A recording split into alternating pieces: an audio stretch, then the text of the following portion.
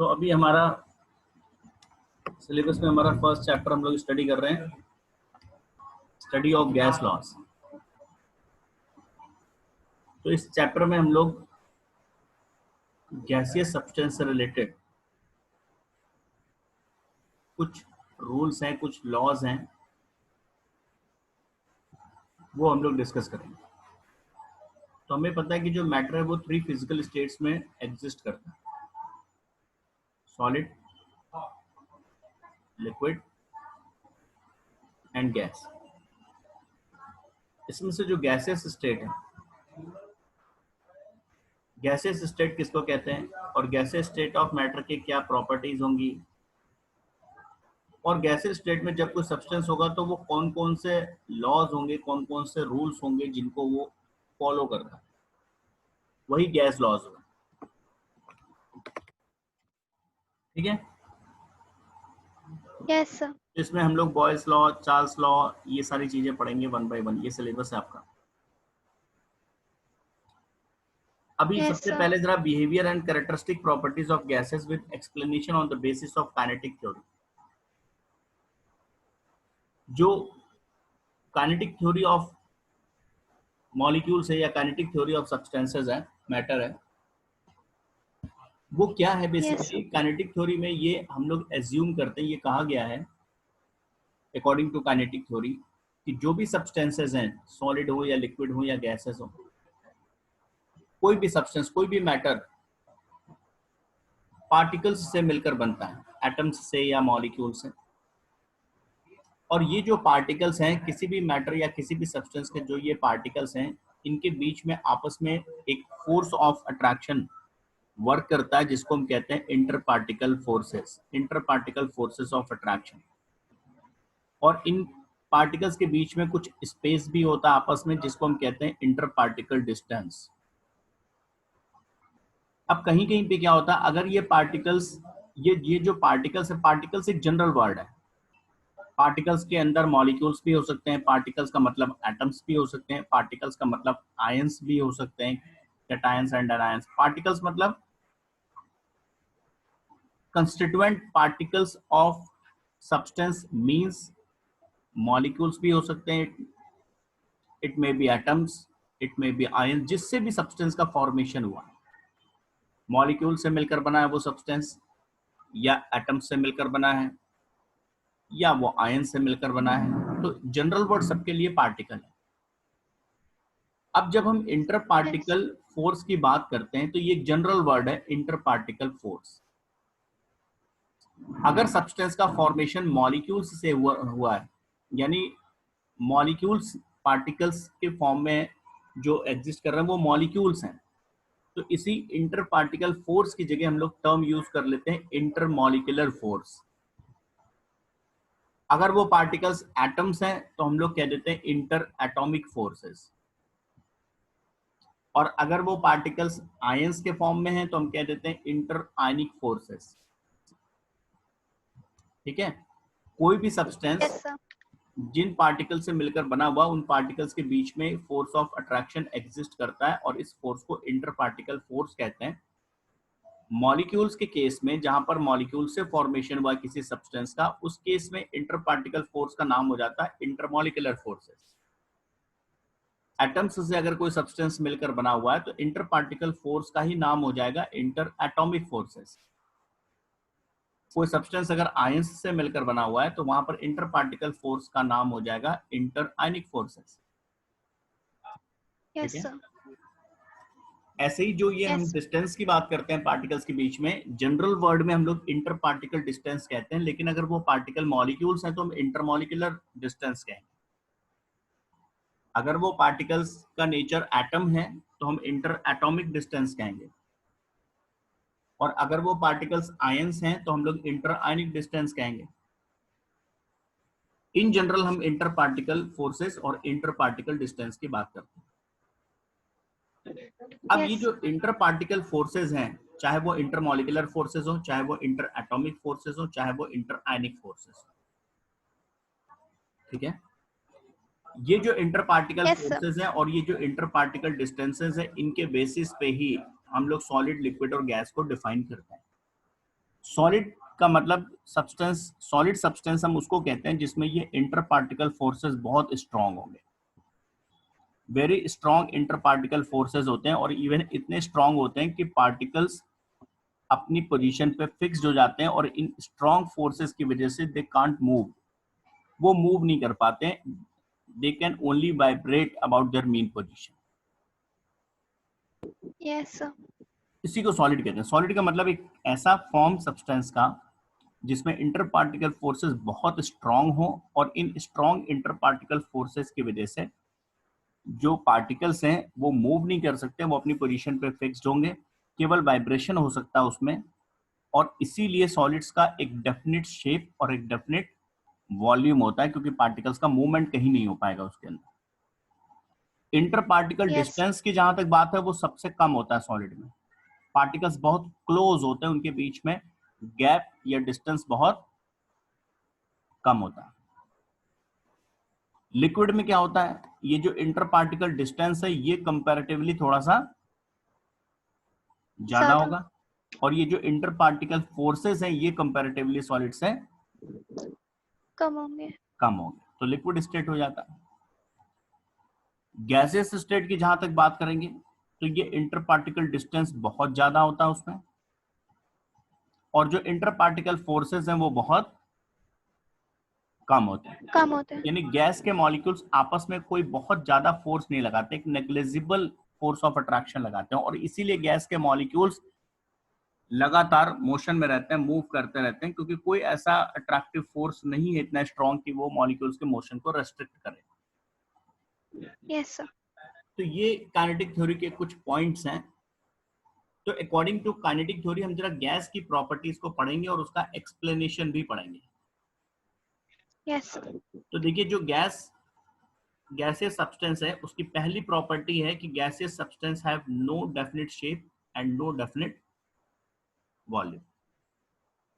इनका ना तो शेप डेफिनेट है, फिक्स्ड है, और ना वॉल्यूम फिक्स्ड है।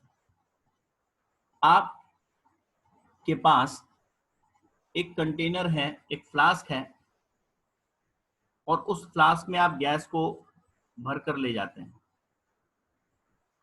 यस। मान लीजिए ये आपके पास एक फ्लास्क है इस शेप का, और ये फ्लास्क 100 ml का है।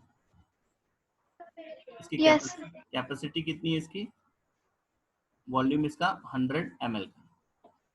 आपने इसके अंदर कोई गैस फिल किया तो गैस इसी फ्लास्क का शेप गेन कर लेगा और इसी फ्लास्क का वॉल्यूम भी गेन कर लेगा।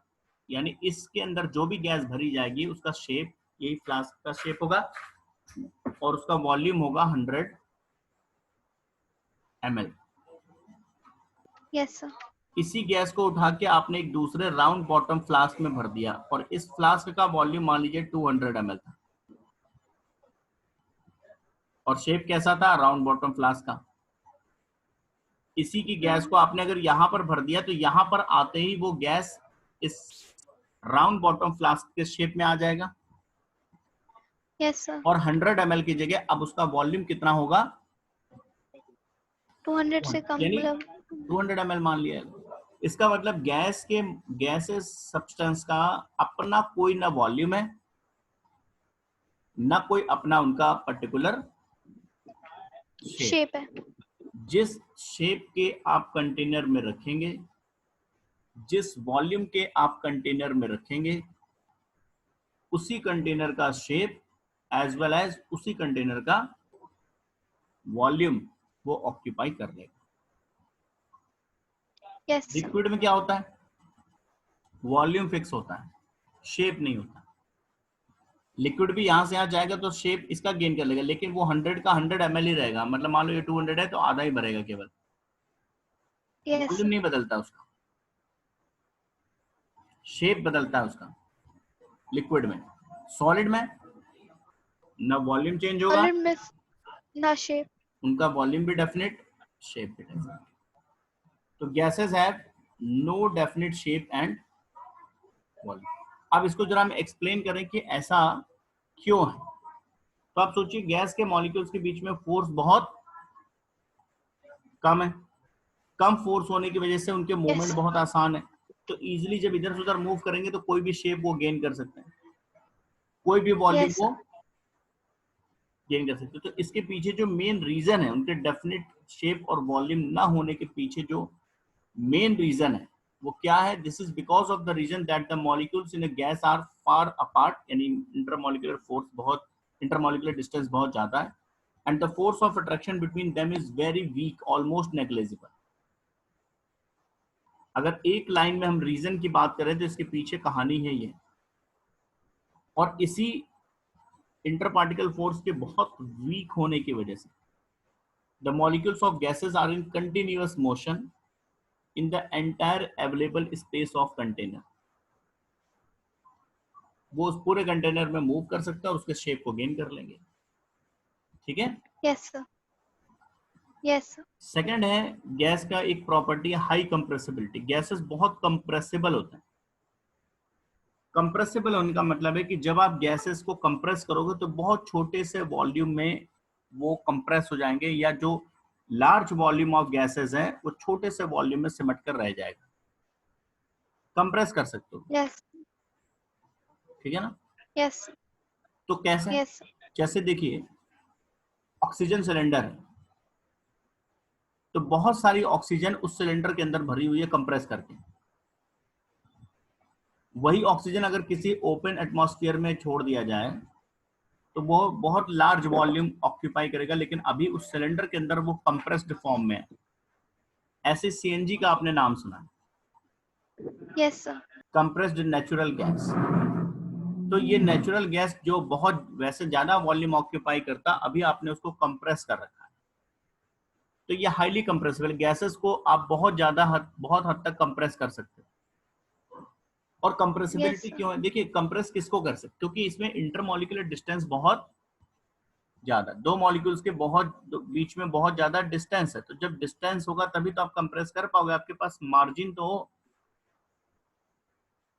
जैसे आप अपने Yes, sir. स्कूल में गए और चेयर पे बैठे या बेंच पे बैठे, मान लो दो ही लोग बैठे हो आप, या आप कार की बैक सीट पे, रियर सीट पे बैठे, दो ही लोग हैं, तीसरे आप पहुंचे तो आपने कहा कि भाई थोड़ा शिफ्ट हो जाओ। तो क्यों कहा शिफ्ट होने को? क्योंकि उनके बीच में डिस्टेंस ज़्यादा था। तो तभी तो शिफ्ट करा पाओ। अगर ऑलरेडी मान लो तीन लोग पीछे बैठे हैं तो आप कैसे कह पाओगे? Yes, sir. कंप्रेशन भी तो वही हो सकता है ना जहां पर कंप्रेस होने के लिए मार्जिन हो। तो गैसेस में Yes, sir. क्या है? क्योंकि इंटरमॉलिक्यूलर डिस्टेंस बहुत ज्यादा है, दो मॉलिक्यूल के बीच में बहुत ज्यादा गैप है। तो इस वजह से होगा क्या कि आप इजिली गैस के मॉलिक्यूल्स को कंप्रेस कर सकते हो, कोई प्रॉब्लम नहीं है। ठीक है? Yes, sir. Yes, sir. जैसे सॉलिड क्या होता है? सॉलिड से रिजिड होता है, उनको कंप्रेस नहीं कर सकते आप। क्यों? इंटरमॉलिक्यूलर डिस्टेंस बहुत कम है, ऑलरेडी मॉलिक्यूल्स बहुत क्लोज हैं, उनके बीच में मार्जिन ही नहीं है, गैप ही नहीं है, तो आप कंप्रेस Yes, कैसे sir. करोगे? क्लियर? तो कंप्रेसिबिलिटी के पीछे Yes, sir. रीजन क्या है? रीजन गैसेस के कंप्रेसिबल होने के रीजन क्या है? Intermolecular space between molecule Intermolecular of gases spaces. Very large. Intermolecular space बहुत लार्ज है, यानी आपके पास एक अच्छा खासा मार्जिन है उनको कंप्रेस करने। Yes, sir. थर्ड प्रॉपर्टी आती गैस की, प्रेशर ऑफ गैस। जो गैसियस सब्सटेंस होते हैं वो प्रेशर अप्लाई करते हैं। किसके ऊपर प्रेशर अप्लाई करेंगे? जिस कंटेनर में आप गैस के मॉलिक्यूल्स को रखेंगे, जिस कंटेनर के अंदर आप गैसियस सब्सटेंस को रखते हैं, उस Yes, कंटेनर sir. के अंदर उस गैस के मॉलिक्यूल्स कंटिन्यूअसली मोशन में रहते हैं, लगातार मूव करते रहते हैं, मोशन में रहते हैं। Yes, sir. और मूव करते करते वो आपस में भी कोलाइड करते हैं, एज वेल एज वो जिस फ्लास्क या कंटेनर में आपने रखा है उस फ्लास्क या कंटेनर की वॉल्स से भी वो कोलाइड करते हैं। कर सकते हैं। कंटिन्यूअसली जो गैस के मॉलिक्यूल्स हैं, अगर आप किसी फ्लास्क या कंटेनर में रखेंगे तो उस गैस के मॉलिक्यूल्स कंटिन्यूअसली उस कंटेनर के अंदर मोशन में रहते हैं, मूव करते रहते हैं। Yes, sir. और इस मूवमेंट की वजह से वो आपस में और गैस और वो कंटेनर की वॉल्स के साथ कोलाइड करते रहते हैं। तो Yes, स्ट्राइक, sir. एक तरह से समझो वो लगातार स्ट्राइक कर रहे हैं वॉल्स पे। तो कंटेनर की वॉल्स पे जब लगातार इनका कोलिजन हो रहा है, गैस के मॉलिक्यूल्स का स्ट्राइक कर रहे हैं, तो वो क्या करेंगे, कंटेनर की वॉल के ऊपर एक प्रेशर जनरेट करेंगे। This pressure is known as pressure of gas. ठीक है, प्रेशर ऑफ गैस क्या है? गैस के मॉलिक्यूल्स का प्रेशर किस पे? कंटेनर की वॉल्स, साइड्स पे। और इसी को हम लोग प्रेशर ऑफ गैस कहते हैं। Yes sir. मतलब ऐसा समझिए कि जैसे ही आपने रखा हुआ है ये कंटेनर है, इसमें कोई गैस का मॉलिक्यूल अगर आप लेंगे तो ये लगातार मोशन करेगा, कभी इधर जाएगा, कभी इधर जाएगा, कहीं भी जा सकता है। यस। जैसे मान लीजिए ये इधर मूव करता है, तो जब ये यहाँ पर पहुंचेगा तो कंटेनर की वॉल पे कोलाइड करेगा, हिट करेगा तो यहाँ पर प्रेशर जनरेट इंक्रीज होगा, प्रेशर जनरेट करेगा। इसी को प्रेशर ऑफ गैस कहते हैं। यस। अगर वो इधर आके कोलाइड करता है तो यहाँ पर प्रेशर वो जनरेट करेगा। यस। प्रेशर लिक्विड सब्सटेंस और सॉलिड सब्सटेंस भी जनरेट करते हैं, लेकिन दोनों में अंतर क्या है? गैस के प्रेशर और सॉलिड के प्रेशर या लिक्विड के प्रेशर में डिफरेंस क्या है? देखिए, आपने जैसे मान लो यहाँ पर कोई सॉलिड सब्सटेंस को रख दिया है, ये सॉलिड है, तो सॉलिड सब्सटेंस क्या करते हैं, जिस सरफेस पे आप उन्हें रखोगे उस सरफेस के ऊपर, क्योंकि उनका वेट आ रहा है, तो उस सरफेस के ऊपर ये एक प्रेशर जनरेट करेंगे। यहाँ पर तो इनका भी प्रेशर होगा ना। Yes sir. तो लिक्विड का या सॉलिड का जो प्रेशर होता है वो केवल सरफेस पे होता है, जिस सरफेस पे वो रखे हैं उस लोअर सरफेस पे लगता है, यानी इस डायरेक्शन में या अपर, इधर कोई प्रेशर नहीं होता है। Yes sir. लेकिन जो गैसियस सब्सटेंस का प्रेशर होता है, गैसेस का जो प्रेशर होता है वो क्या होता है? सारे डायरेक्शन, वो हर डायरेक्शन में, इन ऑल डायरेक्शन, डाउनवर्ड भी लगता है, अपवर्ड भी होता है, लेफ्ट भी लगेगा, राइट भी लगेगा, क्योंकि उसके हर तरफ कंटेनर की वॉल है तो वो हर साइड में स्ट्राइक कर रहा है। Yes sir. तो इनका प्रेशर हर डायरेक्शन में हो सकता है। ठीक है, और ये प्रेशर होता कौन सा है? ये प्रेशर होता है गैस के प्रेशर ऑफ गैस कंटेनर की वॉल्स पे कोलिजन से जो वॉल्स पे। Yes sir. ठीक है, yes sir. Yes sir. Next property आपका लो डेंसिटी। गैसेस की डेंसिटी बहुत कम होती है। क्यों डेंसिटी कम होती है? भाई इंटरमॉलिक्यूलर फोर्सेस वीक हैं, इंटर पार्टिकल डिस्टेंस बहुत ज्यादा है, मॉलिक्यूल्स बहुत लार्ज गैप में है, लार्ज डिस्टेंस पे हैं। ठीक है, यस सर। तो बहुत दूर दूर जब होंगे तो डेंसिटी क्या हो जाएगी? अपने आप कम हो जाएगी, कम हो जाएगी। डेंसिटी तो तब ज्यादा होती है जब एक छोटे से वॉल्यूम में ज्यादा मॉलिक्यूल्स। Yes sir. तो ऐसा होता नहीं, क्योंकि मॉलिक्यूलर फोर्स बहुत वीक है, इंटरमॉलिक्यूलर फोर्सेस यस सर। रहते हैं मॉलिक्यूल्स। एक पर्टिकुलर वॉल्यूम के अंदर बहुत कम मॉलिक्यूल्स आपको मिलेंगे, लो डेंसिटी होगी। यस। इस इंटरमॉलिक्यूलर डिस्टेंस के ज्यादा होने की वजह से। Yes sir. ठीक है, यस सर। नेक्स्ट आता है डिफ्यूजन और मिसिबिलिटी। डिफ्यूजन क्या? गैसेस में एक बहुत इंपॉर्टेंट प्रॉपर्टी डिफ्यूजन की। डिफ्यूजन है क्या? डिफ्यूजन होता है किसी भी गैस के मॉलिक्यूल्स का एक मूवमेंट होता है from higher concentration region to lower concentration. किसी भी गैस के मॉलिक्यूल्स की एक प्रॉपर्टी होती है कि वो अपने हायर कॉन्सेंट्रेशन से, जहां पर उसके मॉलिक्यूल ज्यादा है, वहां से अपने लोअर कॉन्सेंट्रेशन, यानी जहां पर उसके मॉलिक्यूल्स नहीं है या कम है, वहां पर मूव करते हैं। This movement of gaseous substance, gaseous molecules from a region of high concentration to lower concentration is known as diffusion. Diffusion. और इसमें कोई ग्रेविटी का भी इफेक्ट नहीं। तो जैसे आप बहुत कॉमन से एग्जांपल हम डिफ्यूजन का आपको बताएं, यस। आप घर में जैसे इंसेंस स्टिक, अगरबत्ती जलाते हैं, यस सर। तो बहुत कॉमन है, आप देखिए आपने किसी रूम के किसी एक कॉर्नर पे अगरबत्ती जलाई, आप अपने दूसरे कॉर्नर पे बैठे हैं, वहां तक फ्रेग्रेंस आ जाती है। ठीक है ना।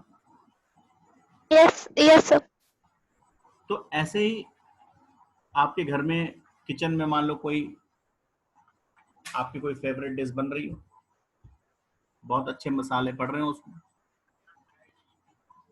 या मान लो यस मीट सर। आपका फेवरेट है वो बन रहा, यस सर। बन रहे हो,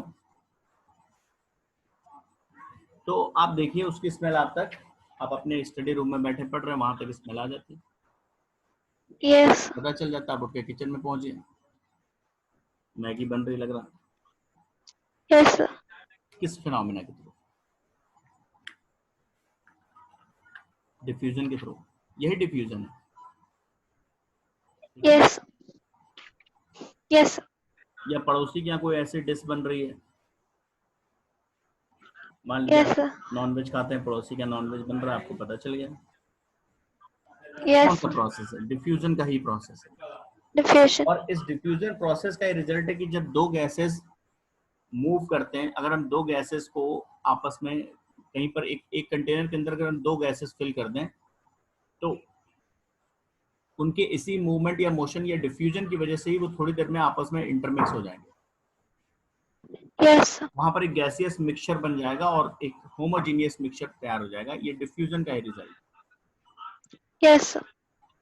तो डिफ्यूजन की ये जो प्रॉपर्टी है, गैस की बहुत इंपॉर्टेंट प्रॉपर्टी है डिफ्यूजन, गैस के मॉलिक्यूल्स का मूवमेंट एक हायर कॉन्सेंट्रेशन से लोअर लो कॉन्सेंट्रेशन, कंसंट्रेशन। और ये जो डिफ्यूजन है, जो स्पीड ऑफ डिफ्यूजन है, डिफ्यूजन किस स्पीड से होगा, ये डिपेंड करता है टेम्परेचर फैक्टर। जनरली क्या होता है कि हाई टेम्परेचर पर डिफ्यूजन की स्पीड भी हाई होती है, जब यस सर। टेम्परेचर हाई होता है तो डिफ्यूजन अच्छा होता है, लो टेम्परेचर पर डिफ्यूजन नहीं सही होता। कम होता है, उसकी स्पीड कम होती है। जैसे आप देखिए घर में जब खाना बनाते हैं आप, तो जब वो खाना बन रहा है, मतलब गर्मा गर्म बन रहा है, गर्म है, टेम्परेचर ज्यादा है, तब आपको उसकी स्मेल अच्छी आती यस सर। है। अगर वो बना हुआ पहले से रखा हुआ है, आप मान लो स्कूल गए, स्कूल से लौट के आए, घर में मैगी या छोला बना हुआ, तो हो सकता है आपको ना पता चल पाए, क्यों, यस सर। क्योंकि जब टेम्परेचर लो होता है तो डिफ्यूजन की स्पीड कम हो गई, तो वो जो फ्रेग्रेंस जो स्मेल आ रही है वो आप तक पहुंच ही नहीं पा रही है। Yes sir. टेम्परेचर हाई होने पे ही डिफ्यूजन बेटर होता है, टेम्परेचर लो यस सर। होगा तो जो डिफ्यूजन है या जो मूवमेंट है वो स्लो हो जाता है, यस सर। डिफ्यूजन होगा लेकिन बहुत स्लो स्पीड से होगा, और वो नेग्लिजिबल है डिफ्यूजन, ठीक है। Yes sir. तो ये भी एक बहुत इंपॉर्टेंट प्रॉपर्टी है गैसेस की। क्लियर हो गई। सर वो मिस। ये डिफ्यूजन का ही रिजल्ट है कि एटमॉस्फेयर में जो अलग अलग गैसेस हैं यस सर। वो सब आपस में मिक्सबल हैं, मिक्स। मिक्स हो रही हैं, ये डिफ्यूजन का ही रिजल्ट है। यानी आप देखो कहीं पर ये नहीं कह सकते, आप एयर में देखो इतनी सारी गैसेस हैं यस सर।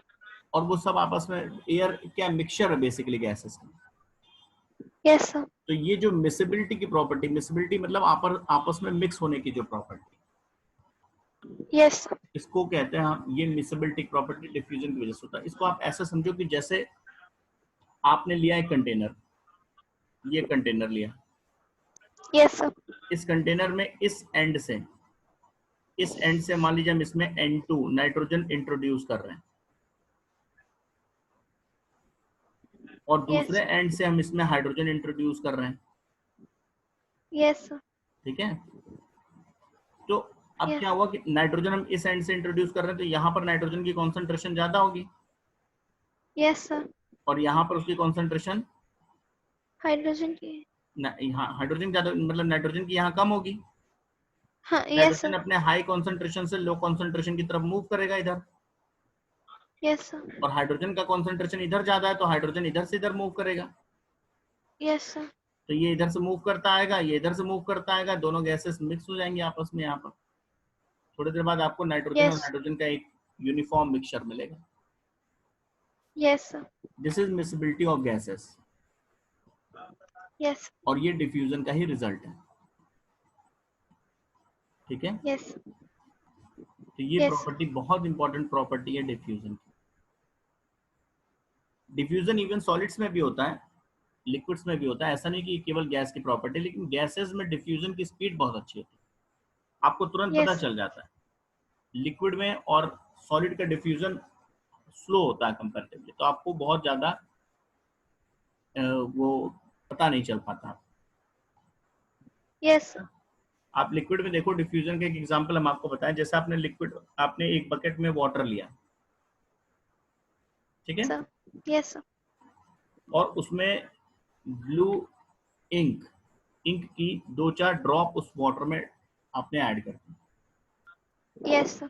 अब देखिए, आपने तो किसी एक जगह पे कहीं ऐड किया होगा उस वाटर के अंदर. Yes, थोड़ी sir. देर बाद जब देखेंगे तो वो ब्लू कलर पूरे बकेट में फैल फैल जाएगा. गया. ये डिफ्यूजन ही तो है, Yes. लिक्विड्स के अंदर डिफ्यूजन है ये. आपने जो इंक की ड्रॉप ऐड की थी, वो जहां पर ऐड की थी वहां पर कॉन्सेंट्रेशन ज्यादा था. Yes, sir. बकेट के दूसरे पार्ट में उसका कॉन्सेंट्रेशन, इंक का कॉन्सेंट्रेशन कम था. कम था. Yes. वो इंक अपने हायर कॉन्सेंट्रेशन से, और जहां पर उसकी कॉन्सेंट्रेशन नहीं थी उधर की तरफ मूव करना शुरू कर दिया, उसने फैलना शुरू किया. Yes, sir. थोड़ी देर बाद वो पूरे बकेट में फैल गया. ये भी डिफ्यूजन है. ये डिफ्यूजन इन लिक्विड्स है. Yes, sir. लिक्विड्स के अंदर डिफ्यूजन का एग्जांपल है. तो डिफ्यूजन ऐसा नहीं कि केवल गैसेस के अंदर ही होता है, गैसेस, सॉलिड्स, लिक्विड्स सबके अंदर डिफ्यूजन होता है. लेकिन Yes, sir. गैसेस सब्सटेंस के अंदर जो डिफ्यूजन होता है, उसका स्पीड बहुत अच्छी होती है. तुरंत आप ऑब्जर्व कर लेते हो उसको, आपको पता चल जाता Yes, sir. है. तो ये आपके गैस की प्रॉपर्टीज, Dif- ठीक है. Yes, sir.